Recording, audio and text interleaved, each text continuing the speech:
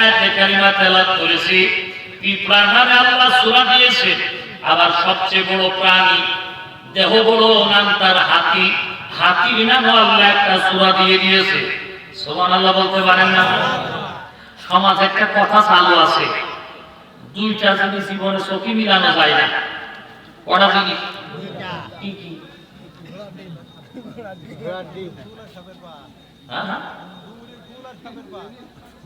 পিঁপড়ের চোখ আর হুজুরের বাড়ি মিলা। কথা বল না। আমার এলাকায় চালু আছে কথা, ওই দেখো কিছু পিঁপড়ের চোখ জীবনে দেখলাম আর হুজুরের বাড়ি মিলা দেখলাম না। আপনারা দেখেছেন নাকি ভাই? হুজুরা মিলা শুধু খাইয়ে বেড়ায়, তাই না? ঠিক বলো না? ভালো আল্লাহ আমার ভাইয়েরা, হুজুরদের অন্য লোক দেখে দোয়া করার দরকার হয় না। বউ, ছেলে, মেয়ে, মা, বাপ, শ্বশুর সাথে ডেকে গিয়ে হুজুর নিজে মিলা করে নিজেই দোয়া করে। আপনার দাওয়াত দেবে কেন? আপনার দরকারটা আমাদের দাওয়াত। সম্মানিত ভাইয়েরা আমার, এই পিপিলিকার নাম আল্লাহ সূরা দিলেন, হাতি নাম আল্লাহ সূরা দিলেন। এখন অনেকে বলতে পারে হুজুর তাহলে হাতি নেওয়াজ করেন, পিঁপড়ে নেওয়াজ করেন, রাষ্ট্র নেওয়াজ করার দরকার কি? রাষ্ট্রের নামে আল্লাহ একটা সূরা দিয়েছে। সূরাটির নাম হলো সূরা মুলক। সুবহানাল্লাহ বলতে পারেন না? আবার রাষ্ট্র পরিচালনা করার জন্য নেতা দরকার আছে না নেই? নেতার নামে আল্লাহ একটা সূরা দিয়েছে। সূরাটির নাম হলো সূরা ইয়াসিন। সুবহানাল্লাহ বলেন। ইয়া মানে হে, সিন মানে সাইয়্যিদ, সিন মানে সাইয়্যিদুল আলামিন, সিন মানে সাইয়্যিদুল বাশার, সিন মানে সাইয়্যিদুল কাউনাইন, সিন মানে সাইয়্যিদুল আম্বিয়া, সিন মানে সাইয়্যিদুল মুরসালিন। সুবহানাল্লাহ বলতে পারেন না? এই দুনিয়ায় নেতা হতে গেলে আগে তিনটা জিনিস। কেউ নেতা হয় ভোটে, কেউ নেতা হয় নোটে, কেউ নেতা হয় লাঠিয়াল বাহিনী দিয়ে। কথা বলেন না? আগামী কি নেতা হবে? কেউ ভোটে, কেউ নেতা হবে নোটে, কেউ নেতা হবে লাঠিয়াল বাহিনী ব্যবহার করে। অনেকে আবার বলা বলি হইতেছে ভোটের সন্তানের দায়িত্ববান না। আমরা বলেছি এক এক সেন্টারে 200 করে লোক আমরা হয়তো লাঠি ম্যানেজ করে রেখে দেবো, কারোর বিরুদ্ধে রাখবো না। তবে কেউ যদি সেন্টার দখল করতে আসে তার পিঠে আমরা থবো না। তবে শোনেন, 13 বার ভোট হয়েছে দেশে, এই 14তম ভোট সামনে। ইতিহাস সাক্ষী হয়ে যাবে, ইতিহাস সাক্ষী হয়ে যাবে 13 বারের ভোট আর 14তম ভোট। আকাশ আর পাতাল পার্থক্য। এইবারের ভোট হবে নিট অ্যান্ড ক্লিন ভোট। সেই সেন্টারে তাল ভাঙা করবা, ওই সেন্টারের ভোটও বন্ধ, ওই সেন্টারের গণনাও বন্ধ। তাল ভাঙা করি লস তোমাগার আমাগার না। সম্মানিত ভাইয়েরা আমার, একান্ত বন্ধুরা আমার, খুব ভালো করে কান খাড়া করবেন। হুজুর উঠে যাচ্ছে গায়ে, এই তো মাছ খেলে ছেড়িয়ে দিয়ে চলে গেলে বিপদ। এখন হুজুরা হুজুরা একই বলে ছেড়িয়ে দিয়ে চলে যাবে না বলে। হ্যাঁ, সম্মানিত ভাইয়েরা আমার, রাখছেন এখানকার বিশ্ব নবীকে আল্লাহ নেতা বানিয়েছে। আর নবীজি বলে গেছেন আমি থাকবো না, আমার আমার ওয়ারিস হলো আলেম উলামা। সুবহানাল্লাহ। সম্মানিত ভাইয়েরা, তাহলে এই দুনিয়ার শ্রেষ্ঠ নেতার নেতৃত্ব যদি পাওয়ার জন্য যোগ্য সম্পন্ন কেউ থাকে, রাসূলের ওয়ারিস আলেমরাই হলো যোগ্য উত্তরসূরি। কথা কান ঠিক না ভাইয়েরা? রাষ্ট্রের নামে নেতা সূরা পাইলাম, নেতার নামে সূরা পাইলাম। সংবিধান দরকার আছে না নাই? সংবিধানের নামে একটি সূরা আল্লাহ দিয়ে দিয়েছে। সূরাটির নাম কি? 183টি ধারা রয়েছে এই সূরায়। সূরাটির নাম হলো সূরা ফুরকান। সুবহানাল্লাহ বলতে পারেন না? রাষ্ট্র পাইলাম, নেতা পাইলাম, সংবিধান পাইলাম। আল্লাহরে বললাম আল্লাহ এক নেতাই তো হবে না, খাদ্যমন্ত্রী দরকার, অর্থমন্ত্রী দরকার, স্বরাষ্ট্রমন্ত্রী দরকার, আইনমন্ত্রী দরকার। এক কথায় মন্ত্রী পরিষদ। মন্ত্রী পরিষদের নামে আল্লাহ একটা সূরা দিলেন। সূরাটির নাম হলো সূরা শূরা। সুবহানাল্লাহ। তার মানে হলো মন্ত্রী পরিষদ। আল্লাহু আকবার বলেন। তাহলে মন্ত্রীদের নামে সূরা পাইলাম। আল্লাহরে বললাম আল্লাহ রাষ্ট্র পাইলাম, নেতা পাইলাম, সংবিধান পাইলাম, মন্ত্রী পরিষদ পাইলাম, রাষ্ট্রের একটা রাজধানী দরকার। রাজধানীর কথা কি কোরআনে আছে? আল্লাহ বলেন রাজধানী কেমন হবে, ওর আয়াতন কেমন হওয়া দরকার, রাজধানী কিভাবে গঠন হবে, এ ব্যাপারে আমি আল্লাহ একটা সূরা দিলাম। সূরাটির নাম দিয়ে দিলাম সূরা বালাদ। আল্লাহু আকবার বলেন। তাহলে রাজধানীর নামে আল্লাহ একটা সূরা দিলেন।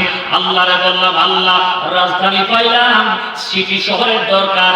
সিটি শহরের নামে আল্লাহ তাআলা একটা সূরা দিলেন। সূরাটির নাম হলো সূরা সাবা। আল্লাহু আকবার বলেন। তাহলে রাষ্ট্র পেলাম, নেতা পেলাম, সংবিধান পেলাম, মন্ত্রী পরিষদ পেলাম, রাজধানী পেলাম, সিটি শহর পেলাম, সব আছে। যদি জনগণ না থাকে এই রাষ্ট্রের কোনো দাম আছে? আল্লাহ বলল শোনো শোনো, এই জনগণের নামে আমি আল্লাহ একটা সূরা দিয়ে দিলাম। সূরাটির নাম দিলাম সূরা দাহার। আল্লাহু আকবার বলেন। তাহলে জনগণ পাইলাম। আল্লাহরে বললাম আল্লাহ এই জনগণ মারামারি করবে, হাঙ্গামা করবে, আল্লাহ একসাথে আন্দোলন করবে। এরপরে যখন ক্ষমতায় যাওয়ার সময় হবে ওরা বলবে না না হুজুরদের কোনো ক্রেডিট নেই, সব ক্রেডিট আমাদের। মায়ের থেকে হুজুররা, ডাক দিল হুজুররা, ওরা যেগুলো আমার ভাই, ওরে গুম হইল আমার ভাই, ফাঁসিতে ঝুলল আমাদের নেতাগুলো। বাড়ি ঘুমাতে পারলাম না আমরা, মামলা খালাম আমরা, ভাই হারালাম আমরা, বাড়ি ছাড়লাম আমরা, ঘর ছাড়লাম আমরা, ধানের বুঝি থাকলাম আমরা, ধানের বরদে থাকলাম আমরা, আর ক্ষমতায় যাবা তোমরা। ওরে আমার হাবা জোবা, ওই মুখি ভাতসা খাবা। ভাই জান আমার খুব ভালো করে খেয়াল করেন। আল্লাহরে বললাম আল্লাহ এই জনগণ মারামারি করবে, মারামারি ঠেকানোর জন্য কি তোমার প্রস্তুত? আমার আল্লাহ বলে জনগণের মারামারি ঠেকানোর জন্য ও আল্লাহ, ও আল্লাহ, কেউ বলবে যে ভোট সংখ্যা দখল করে নেবো, ওদের কোনো ভোট দিতে দেবো না। আল্লাহ বলে অতগুলো ভাও না, আমি সেনাবাহিনীর নামে একটা সূরা দিয়ে দিলাম। সূরাটির নাম দিলাম সূরা আহজাব। সুবহানাল্লাহ। আল্লাহ সেনাবাহিনী যদি শুধু না করে, আল্লাহ বলতে শোনো পুলিশ, বিজিবি, আনসার বাহিনী, সব মিলাই যৌথ বাহিনী হবে। যৌথ বাহিনীর কথা কোরআনে আছে কোথায়? আমার আল্লাহ বলে যৌথ বাহিনীর নামে আমি আল্লাহ একটা সূরা দিলাম। সূরাটির নাম হলো সূরা আদিয়াত। আল্লাহু আকবার বলে। এরপর আল্লাহকে বলো আল্লাহ যৌথ বাহিনী এসে যখন পরিবেশ ঠান্ডা করল তখন কি করব? আল্লাহ বলছে তখন ঐক্য করো, ঐক্য করো। ডানপন্থী ডানপন্থী, বামপন্থীরা এক হয়ে গেছে। কিয়ামত পর্যন্ত বামপন্থীরা এক হয়ে থাকবে। কিন্তু ডানপন্থী যারা, তাদেরকে আল্লাহ বলল ডানপন্থী দেখে দেখে এক হও, এক হও, এক হও। বামপন্থীর সাথে এক হওয়া যাবে না, ডানপন্থীর সাথে এক হও। আল্লাহু আকবার বলেন।